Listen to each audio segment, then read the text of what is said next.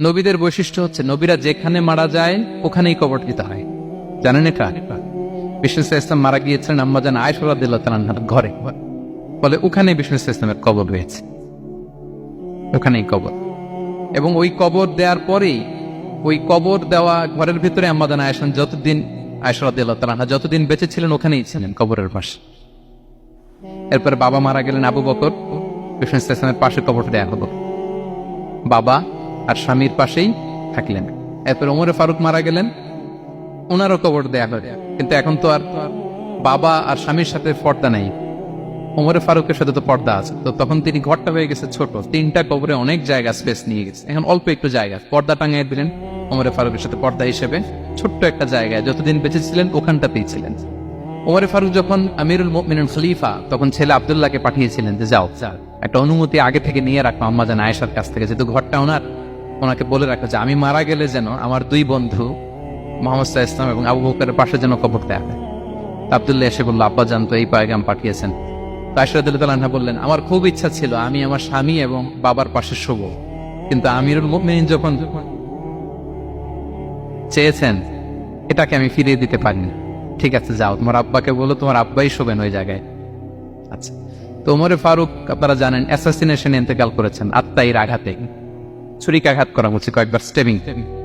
এত জখম হয়েছে দুধ দিলে ওই জায়গা দিয়ে দুধ বের হয়ে যায় না, বীজ পানি দিলে বের হয়ে যায়। তো সবাই বলল আমিরুল মুমিনিন আপনি এবার ওসিয়ত করেন, কে হবে আপনার পরে লিডারশিপ, কে নিবে? মুসলিম উম্মাত অনেক বড় হয়ে গেছে। তখন তিনি ওসিয়ত করলেন এবং ছেলেকে আব্দুল্লাহকে আবার বললেন যে আব্দুল্লাহ আবার যাও, যে আম্মাজানের থেকে অনুমতি নাও। বলতেছে অনুমতি না নিলাম আর অনেক আগে, উনি তো বলছে আপনি মারা গেলে ওখানেই শোবেন। বলতেছে না, তখন আমি আমিরুল মুমিনিন ছিলাম, এখন তো কিছুক্ষণ পরেই মারা যাবে, এমনও হতে পারে আমার ভয়ে বা লজ্জায় তখন অনুমতি দিচ্ছে, এখন আর দিবেন, আবার যাও। আবার গেল, আয়েশা রাদিয়াল্লাহু তাআলা আনহা বললেন না, এখন আমি আগের কথার উপরে আছে, তোমার আব্বাই সেখানে শোক। সুবহানাল্লাহ। ওমরে ফারুক ওখানে শুলেন, তখন তিনি পর্দা আরম্ভ করলেন আম্মাজান আয়েশা। তাহলে রাসূল সাল্লাল্লাহু আলাইহি ওয়াসাল্লামের কবরটা হচ্ছে আম্মাজান আয়েশা রাদিয়াল্লাহু তাআলা আনহার ঘরের ভেতরেই। আপনারা মসজিদে নববী যারা ভিজিট করেছেন তারা জানেন যে আপনারা যখন কিবলামুখী হয়ে নামাজ পড়েন, বাম দিকে বিষ্ণু সাল্লাল্লাহু আলাইহি ওয়াসাল্লামের কবর, সেখানে রাসূল সাল্লাল্লাহু আলাইহি ওয়াসাল্লামের পাশে আবু বকর এবং ওমরে ফারুক রাদিয়াল্লাহু তাআলা আনহুমা শুয়ে আছেন। রাসূল সাল্লাল্লাহু আলাইহি ওয়াসাল্লামের কবর থেকে মিম্বার পর্যন্ত এই পুরো জায়গাটা রাউদাতুম মিন রিয়াদিল জান্নাহ, দুনিয়ার বুকে জান্নাতের একটা টুকরা। বিষ্ণু সাল্লাল্লাহু আলাইহি ওয়াসাল্লাম ইন্তেকালের আগে ওনাকে অপশন দেয়া হয়েছে, নবী আপনি চাইলে থেকে যেতে পারেন আজীবন, আর চাইলে আমার কাছেও চলে আসতে পারেন, এই হ্যাভ অপশন। বিষ্ণু সাল্লাল্লাহু আলাইহি ওয়াসাল্লাম তার রবের সাথে সাক্ষাৎকে চুজ করেছেন এবং ইন্তেকালের আগে তিনি পড়েছিলেন আল্লাহুম্মা গফিরলি ওয়ারহামনি ওয়ালহিকনি বির রাফিকিল আ'লা, আল্লাহ আপনি আমাকে ক্ষমা করুন, আল্লাহ আপনি আমার প্রতি রহম করুন, আল্লাহ আমি আপনার সান্নিধ্যে যেতে চাই, পৃথিবীতে থাকতে চাই। অপশন দেওয়া হয়েছে, আপনার অপশন দেওয়া হবে, হ্যাঁ, চাইলে আজীবন থাকেন। আমরা অপশন পেলে তো বলতাম আল্লাহ যা হয়েছে এখানেই থাকতে চাই, কি বলেন?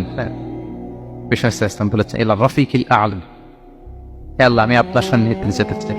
বিষ্ণু সাল্লাল্লাহু আলাইহি ওয়াসাল্লাম ইন্তেকাল করলেন এবং উম্মার জন্য এটা সবচাইতে বড় ফিতনা এবং পরীক্ষা ছিল, এর চেয়ে বড় কষ্টদায়ক বিষয় ছিল না উম্মার জন্য বিষ্ণু সাল্লাল্লাহু আলাইহি ওয়াসাল্লামের ইন্তেকাল। তিনি যখন ইন্তেকাল করলেন সাহাবারা পাগলের মতো হয়ে গেল। ওমরে ফারুক উনি বিশ্বাসই করে না, মানে আমার নবী মরতে পারে এটা উনি ভাবতেই পারেন। উনি নাঙ্গা তলোয়ার বের করে বলতে আরম্ভ করলেন, যে বলবে মুহাম্মদ মারা গিয়েছে আমি তার গর্দান উড়িয়ে ফেলব।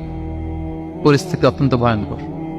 আবু বকর রাদিয়াল্লাহু তাআলা আনহু তিনি আয়াত তেলাওয়াত করলেন, ওমা মুহাম্মাদুন ইল্লা রাসূল ক্বাদ খালাত মিন ক্বাবলিহির রুসুল, মুহাম্মদ রাসূল ছাড়া কিছু নন, তার আগে অনেক রাসূলের চলে গেছে, তিনি যদি মারা যায় বা শহীদ হয় তোমরা কি আবার আগের কুফরিতে ফিরে যাবে? এই আয়াত যখন তেলাওয়াত করলেন ওমরে ফারুক হাঁটু গেড়ে বসলেন। তিনি বললেন এই আয়াত তো আমি আগেও জানতাম, অনেক তেলাওয়াত করেছি, কিন্তু আমার মনে হলো এই মাত্র আয়াতটা নতুন করে শুনলাম, এই মাত্রই বোধহয় কোরআনের এই আয়াতটা নাজিল হয়েছে। সাকিফায়ে বনু সাঈদার মধ্যে সবাই বসে আবু বকর রাদিয়াল্লাহু তাআলা আনহুকে খলিফা হিসেবে নির্বাচিত করা হলো। বিষ্ণু সাল্লাল্লাহু আলাইহি ওয়াসাল্লামের ইন্তেকাল শেষ, গোসল দেয়া শেষ। আমরা যেমনি মারা গেলে আমাদের জামা খুলে অন্য একটা জামা পরিয়ে গোসল দেয়া হয়, বিষ্ণু সাল্লাল্লাহু আলাইহি ওয়াসাল্লামের ক্ষেত্রে এটা হয়নি, ওনার গায়ের জামা খোলা হয়নি, যেই জামাটা ছিল ওই জামাটার উপরে গোসল দেয়া হয়েছে, ওনার ইউনিকনেস। এবং বিষ্ণু সাল্লাল্লাহু আলাইহি ওয়াসাল্লামের জানাজার নামাজে কেউ ইমামতি করেনি। কে হবেন ইমাম? উনিই তো ইমাম, গোটা বিশ্বের ইমাম, ঠিক কিনা বলেন? কে হবে ওনার জানাজার ইমাম? কেউ না। সাহাবারা ডিসাইড করলেন কেউ ইমামতি করবে না। 5-7 জন করে দরজা দিয়ে, এই দরজা দিয়ে ঢুকে নিজেরা জানাজার নামাজ পড়ে ওদিক দিয়ে বের হয়ে যাচ্ছে। এইভাবে পুরা উম্মাহ সব সাহাবারা নিজেরা জানাজার নামাজ পড়েছে।